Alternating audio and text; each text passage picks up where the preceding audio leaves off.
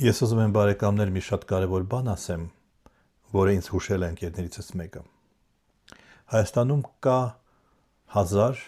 առավելագույնը 10,000 մարդ,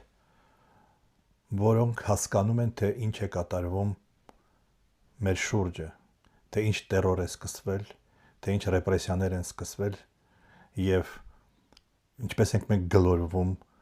ամենանողկալի բռնապետության գիրկը։ Այդ 10,000 մարդուց մի մասը աշխատում է Փաշինյանի մոտ։ Նրանք մեղավոր են։ Մի մասը